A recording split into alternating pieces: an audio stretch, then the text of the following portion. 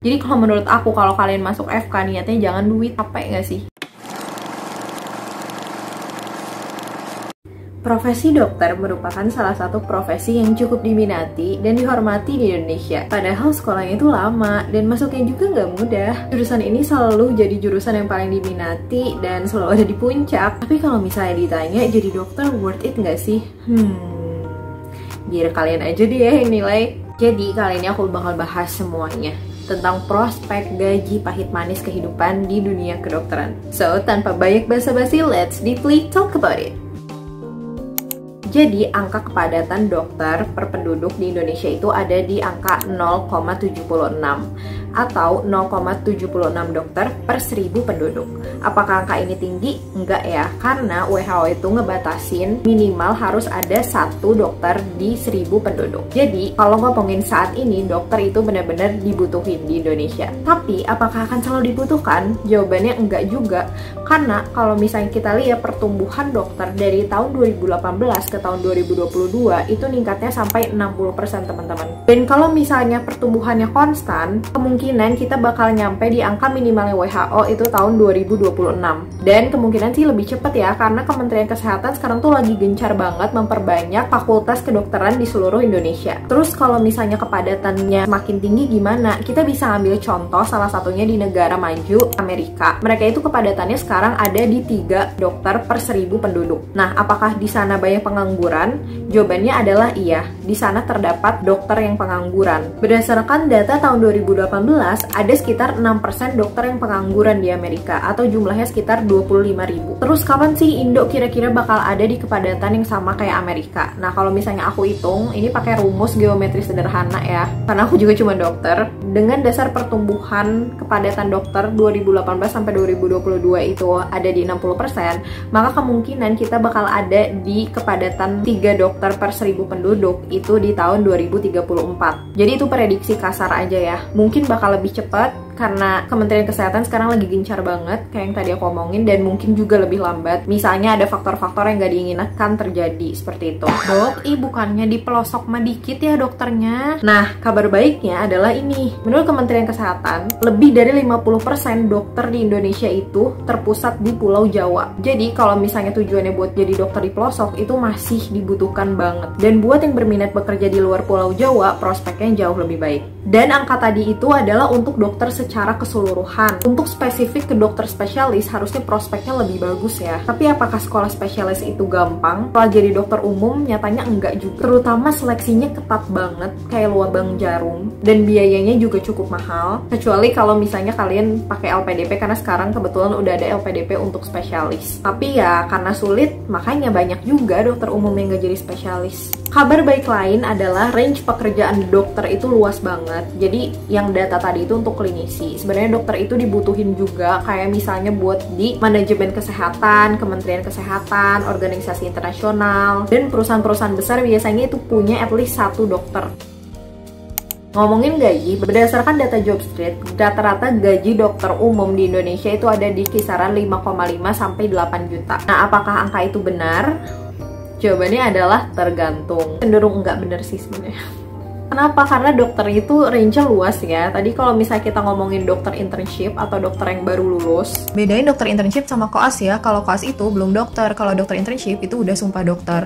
Nah, kalau koas itu nggak digaji. Kalau dokter internship, jadi udah dokter nih, terus kan ikatan dinas sama Kementerian Kesehatan selama 1 tahun buat disebar di seluruh Indonesia.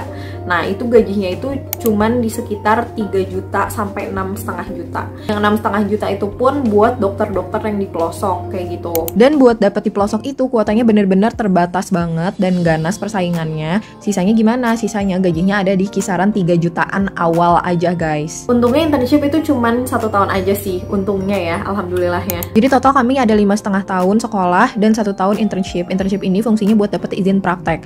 Total itu paling cepat 6,5 tahun buat jadi dokter yang punya izin praktek di Indonesia. Lepas itu gaji 5,5 sampai 8 juta bisa dibilang cukup valid sih. Rata-rata memang gaji di rumah sakit dan puskesmas itu adalah sekitar segituan. Cuman mungkin pengecualian kayak di puskesmas DKI, terus dokter-dokter yang kerja di perusahaan-perusahaan minyak, atau dokter-dokter yang ada di pelosok kadang gajinya bisa cukup tinggi. Dan jangan lupa dokter itu punya maksimal 3 tempat praktek. Lah enak dong dok dikali 3? Enggak juga sih. Kalau misalnya ada 3 tempat kita nggak tidur cinta.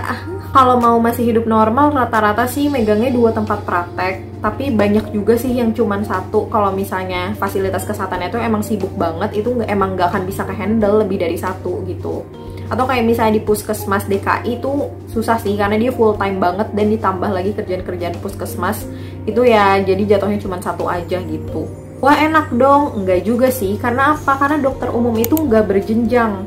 Jadi nggak ada tuh cerita naik-naik gaji tuh nggak ada. Bahkan biasanya ngikutin dari direktur rumah sakit. Bisa naik turun gajinya meskipun udah lama di rumah sakit tersebut. Beda sama karir lain yang terus meningkat. Kalau dokter gajinya bakal segitu-segitu aja. Kecuali kalau misalnya kalian punya keahlian yang lebih spesialis atau sekolah lagi. Dok, nah, bukannya spesialis mata, jir. Tergantung ya. Tapi kalau misalnya dibilang lebih besar dari dokter umum, iya, gajinya lebih besar daripada dokter umum, tentu saja. Tapi kita nggak bisa pukul rata ya, gaji dokter itu memang variatif banget, apalagi dokter spesialis. Tergantung tempat, tergantung jam terbang, tergantung juga spesialisnya spesialis apa. Tapi kalau misalnya kita ngomongin kasar-kasaran nih ya, kita bisa bagi 2 nih. Ada spesialis yang pegang pisau sama yang nggak pegang pisau. Ini tah dok pegang pisau. Iya, maksudnya pegang pisau itu spesialis yang main bedah-bedahan, jadi banyak tindakannya. Kayak misalnya spesialis bedah plastik, spesialis ortopedi, spesialis mata, dan bedah-bedah lainnya. Biasanya gajinya di 2 digit pertengahan ke akhir. Dan banyak juga sih yang bisa nyentuh sampai 3 digit per bulan. Kalau misalnya nggak pegang pisau, tapi ini masih banyak tindakan, kayak misalnya kulit, atau anestesi, atau enggak rame pasiennya, kayak misalnya dokter anak, dokter penyakit dalam, dokter jantung juga banyak tindakan sih. Itu bisa aja gajinya nyamain sama yang pegang pisau. Sisanya gimana? Sisanya biasanya di kisaran 2 digit. Tapi pada beberapa kasus khusus banyak juga yang bisa nyentuh 3 digit kayak gitu. Balik lagi tadi ke jam terbang dan tempatnya itu ada di mana kerjanya, seperti itu. Wah dok, itu mah gila atuh. Eits, tapi kepahitannya juga gila. Waktu yang dibutuhin buat ngambil spesialis itu bisa sekitar 3,5 tahun sampai 6 tahun.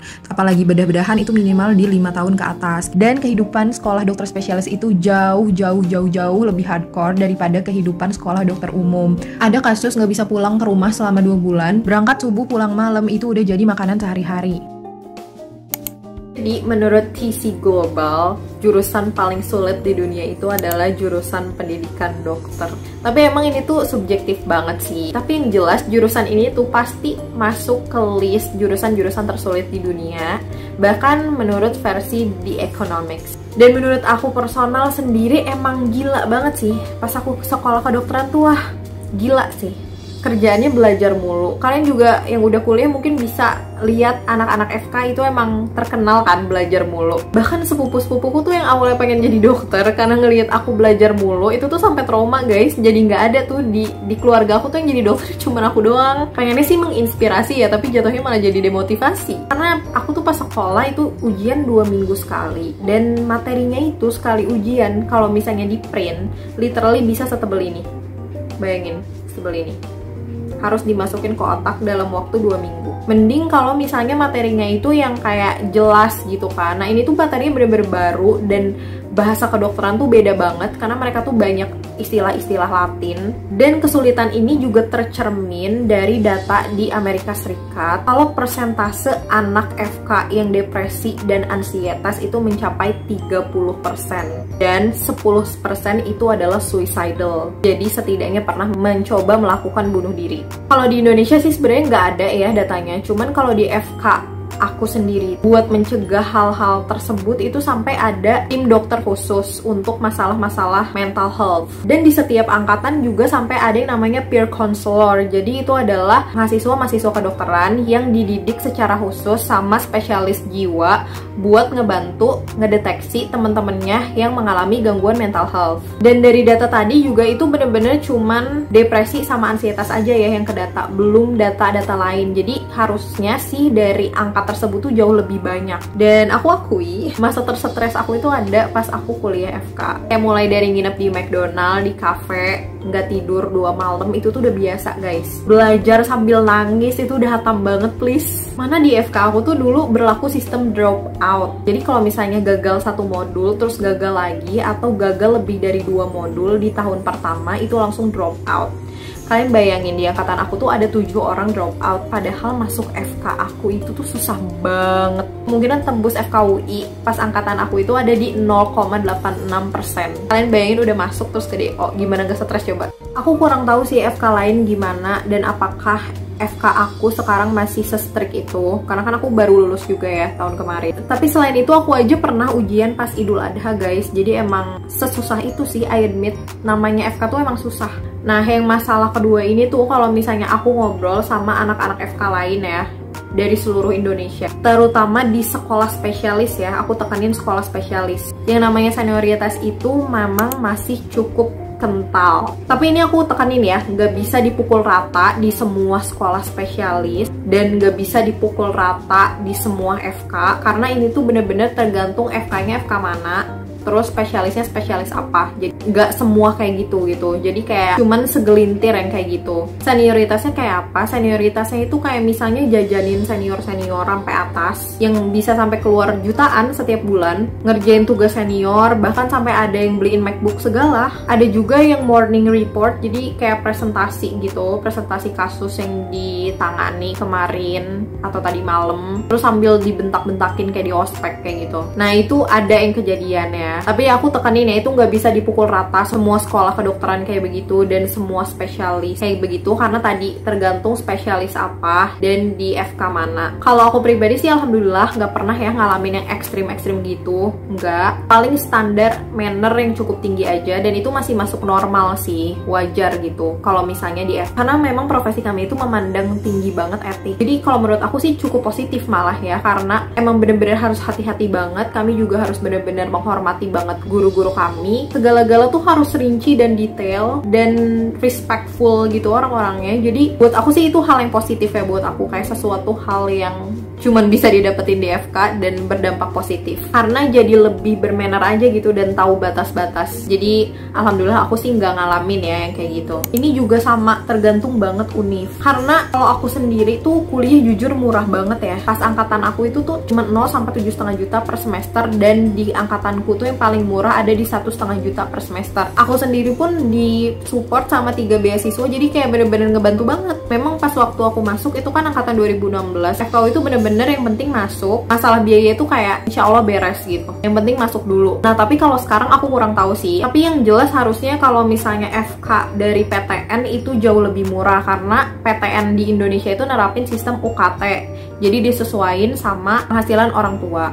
Terus kalau ngomongin uang pangkal, pas aku itu alhamdulillah banget nggak ada uang pangkal ya, jadi kayak bener-bener enak sih. Walaupun FK-FK lain ada pakai uang pangkal, cuman kayak pas aku tuh nggak ada. Nah aku nggak tahu nih sekarang tuh apakah ada uang pangkal apa enggak. Kalian bisa cek sebenarnya. Sekarang tuh udah transparan banget. Kalian tinggal cari UKT, FK, PTN mana atau PTS mana, itu biasanya udah ada di internet. Nah tapi yang jelas FK swasta udah pasti jauh lebih mahal, karena pas angkatanku aja tuh biasanya udah 3 digitan gitu budgetnya buat sekolah FK di swasta kayak gitu. Tapi asli aku pure muggles ya guys, aku bukan anak sultan, aku bener-bener, dan bukan keluarga dokter juga gitu. Nah terus ini enggak juga ya, aku nggak setuju sih kalau misalnya dibilang FK itu mahal dari alat-alat dan buku, enggak. Karena sekarang tuh kita udah pakai e-book. Dan apakah harus beli tablet atau iPad? Enggak juga, karena di angkatan aku itu banyak banget yang masih pakai laptop, dan e-book tuh udah saling share kayak gitu. Cuman memang kalian harus jago bahasa Inggris kayak gitu, karena e-booknya itu dalam bahasa Inggris. Nah terus masalah alat-alat juga enggak ya, paling yang mahal tuh stetoskop sih. Stetoskop tuh kalau mau yang bagus itu harganya di 1 juta sampai 2 jutaan gitu. Tapi ada juga stetoskop yang murah. Dan alat-alat lain sih murah-murah ya sebenarnya. Yang mahal tuh bener-bener stetoskop aja gitu. Ya paling kayak tensi juga di kisaran 300 sampai 500 ribu. Jadi kalau misalnya aku sih selama aku FK nih ya, di total buat alat sama buku tuh mungkin di 5 jutaan. Itu juga ya karena pas awal-awal FK itu aku belum tahu masalah e-book gitu. Jadi aku tuh beli buku seambrek gitu loh, langsung banyak. Padahal sebenarnya nggak kepake juga. Dan aku juga kayak nyesel yang kayak dipikirin orang-orang gitu sampai puluhan juta, enggak. Terus pahit manis setelah jadi dokter gimana, enaknya kita itu dilindungin sama profesi. Jadi ketika ada masalah yang terjadi di pekerjaan kita tuh bener-bener dilindungi gitu. Cuman yang nggak enaknya, kita itu high risk. Jadi bener-bener jadi inceran banget, dituntut, dapat komplain, dituduh malpraktek. Itu tuh bikin stres deh itu, harus hati-hati banget. Tapi mungkin karena kita itu service, hubungannya cuma sama pasien doang, mungkin akan terjadi lebih sedikit drama-drama perkantoran ya. Kayak misalnya sikut-sikutan, ya walaupun pasti ada ya yang kayak begitu, cuman lebih minimal. Kecuali kalau misalnya rebut-rebutan jabatan gitu ya, mungkin sih kalau misalnya ikut jabatan-jabatan gitu kan, kita dramanya kalau misal pun terjadi lebih dari komplain pasien kayak gitu. Dan masalah life balance setelah sekolah tergantung jenis spesialis yang kalian pilih dan apakah kalian memutuskan untuk sibuk atau enggak. Dan itu dia pahit manis dunia kedokteran menurut aku. Sebenarnya jadi dokter tuh perjuangannya luar biasa banget sih. Kayak aku pernah buat tuh yang namanya 60 halaman makalah dalam waktu semalam, terus buat rangkuman 4000 halaman buat satu ujian doang, zooman 24 jam cuman buat belajar sama teman, nangis abis ujian, gak weekend, gak ada libur 1 bulan karena aku tuh dapet zong jaga gitu, weekend terus jaganya. Tapi kalau misalnya ditanya worth it apa enggak, itu tergantung motivasi kalian, apa yang kalian cari ya. Kayak kalau misalnya dari keluarga sultan ngomongin duit, ya mungkin gak akan worth it. Tapi kalau misalnya buat orang yang nyari stabilitas ekonomi, mungkin bisa dibilang worth it. Tapi kalau misalnya buat orang yang nyari tantangan, perubahan, pekerjaan yang dinamis, itu juga nggak akan worth it karena ya pekerjaan kami ya monoton gitu, ketemu pasien ya udah diulang-ulang terus. Tapi kalau misalnya ditanya ke aku personally, apakah kedokteran worth it? Jawabannya menurutku adalah worth it banget. Why? Karena di agama Islam itu kan kalau misalnya nyelamatin satu manusia itu sama dengan menyelamatkan seluruh manusia di muka bumi. Yang namanya pahala tuh udah strong banget deh kalau emang diniatinnya buat ibadah. Dan alhamdulillahnya sih aku memang diniatkannya saat masuk FK itu untuk beribadah. Dan ketika pasien itu bilang makasih dan merasa terbantu banget, itu tuh nggak bisa diuangin guys. Jadi kalau menurut aku, kalau kalian masuk FK niatnya jangan duit, capek nggak sih? Niatnya jangan cuma sekedar uang, sayang banget. Kalau misalnya sekedar uang sih, kalau aku sih lebih milih jadi pengusaha kali ya. Pokoknya selama alasan kalian adalah kemanusiaan, menjadi dokter itu pasti akan selalu worth it. Dan buat aku sendiri, meskipun sangat pedih dan pahit perjuangannya, kalau misalnya aku bisa muter balik waktu, aku bakal tetap milih buat jadi dokter tanpa keraguan sedikit pun. Aku minta maaf kalau misalnya aku ada salah kata atau misalnya ada yang salah. Kalian bisa komen di bawah. Kalau misalnya bener, nanti aku bakal pin. Karena aku juga manusia, masih banyak harus terus belajar. Dan kalian bisa like kalau misalnya kalian suka video ini, dan subscribe, juga klik lonceng kalau misalnya kalian mau dapat info terupdate mengenai health, self growth, dan study tips dari aku. Jangan lupa, sehat itu aset. Sincerely made by Dr. Haifa with huge love. Assalamualaikum. Bye.